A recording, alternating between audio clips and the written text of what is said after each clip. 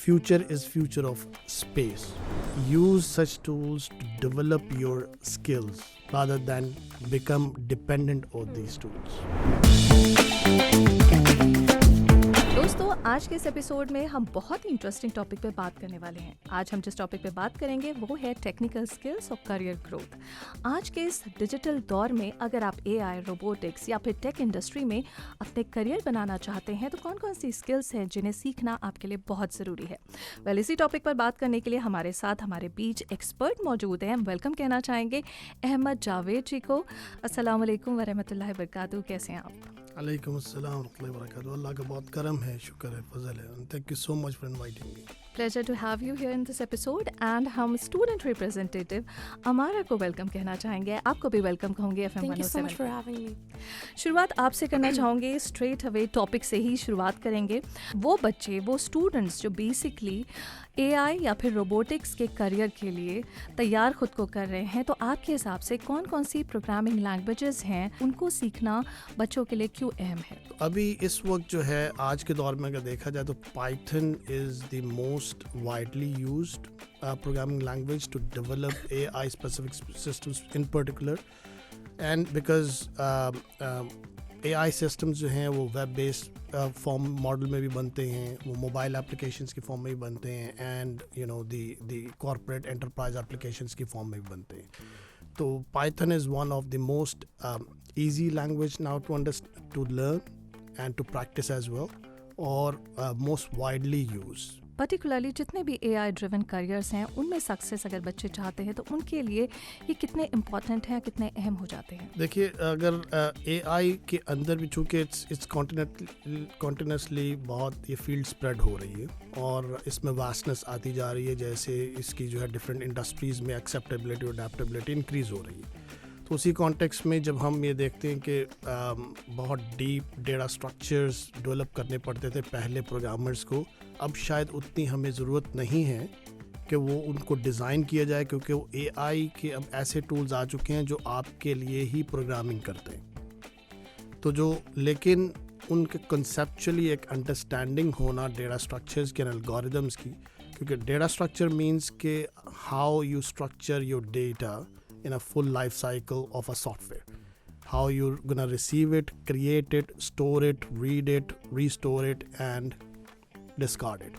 तो ये पूरा लाइफ साइकिल उसमें डिफाइन होता है, and how you gonna store it and in what form, trees की शक्ल में या बाइनरी ट्रीज की शक्ल में। Algorithm is a computing term which is basically used to solve any real life problem.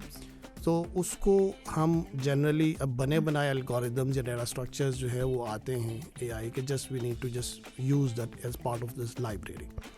तो उनकी कंसेप्चुअल अंडरस्टैंडिंग होना it's beneficial, but these are not a show stopper to learn AI solutions in my opinion. कोई अगर student कोई एक specific subject पे week है तो how can they use AI ताकि वो बेटर अंडरस्टैंडिंग ले पाए वो सब्जेक्ट के बारे में? AI is not only it's usually perceived as only the chatbots and chat GPT kind of things. AI बहुत किस्म की हैं. There's a neural networks हैं, natural language processing है, and you know the experience expert systems हैं which solves any domain specific problems. So for the students, I would recommend to use more education specific AI tools, which basically, for example, which helps identifying the plagiarism and so forth. However, ChatGPT and similar kind of chatbots are good to use as a reference guides or for your research projects work.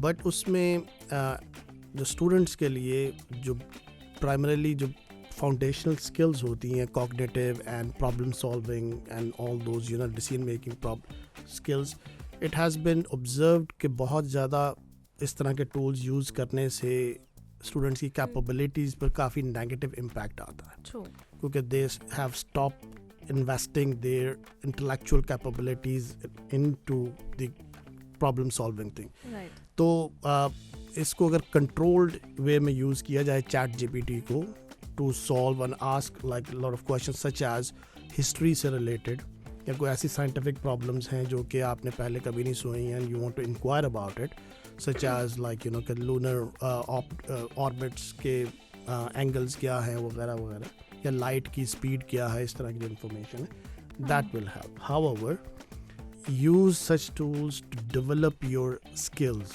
That's my advice, rather than become dependent on these tools. Cloud computing के role को आप किस तरह से define करते हैं? देखिए, cloud computing is another way of delivering a digital service to end consumer. So पहले पुराने वक्तों में क्या होता था कि एक सर्वर होता था and that there is a client which is connected to the network and you know talk to them. After the evolution of internet, दुनिया जो है वो एक interconnected web के साथ जो है वो हर company, her organization, individuals, we are connected and we are exchanging the data. However, जो cloud is a new concept which basically gives a more resilient and robust way of delivering digital service, जिसमें एक concept है resource sharing का. In one piece of hardware can be used by multiple consumers. तो उसकी वजह से more cost effective हो जाता है. कोई ऐसी लोग जो चाहते हैं कि अपना फ्यूचर वो टेक्नोलॉजी या फिर एआई में ऑप्ट करें, तो कोई ऐसी स्किल्स जो वो अभी से बेटर कर सकें, वो कौन सी स्किल हो सकती है? मैं एआई हो या एआई से बेटर टेक्नोलॉजीज भी अब आ रही हैं, विच इज़ मैं I'll expand the discussion in the context please. of today's need for the students. मैं ये आज से 10 साल पहले स्टूडेंट्स को रेकमेंड करता था कि आप अपनी फील्ड के लिए एआई को ऑप्ट करें, क्योंकि ये आएगी आगे. क्योंकि देखिए, ये आज it's AI is a today's need, और अगर आज कोई स्टूडेंट ऑप्ट करता है to go into AI, you need at least 4 to 5 years of time to graduate to take the degree, and then few years to take the experience to be ready to get into the market. अब वो 7-8 साल का जो tenure, जो duration होगा, उसके बाद market की जो नीड है बहुत डिफरेंट होगी. आज जो मैं कहता हूँ वो ये कहता हूँ कि future is future of space. Any technological evolution which is happening on the face of this earth will be done for space in the future. Whether it's AI, whether it is cybersecurity, whether it is any other technology or neuroscience or whatever. Being that said, it's quantum computing will make us unable to connect all the missing dots, which will not be able to do earlier. So the quantum computing is the future.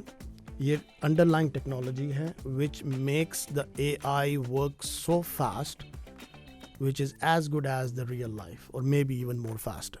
Thank you so much. बहुत शुक्रिया कि आपने वक्त निकाला और इतनी अच्छी, इतनी यूज़फुल मालूमात आपने हमारी ऑडियंस, हमारे स्टूडेंट्स के साथ शेयर की.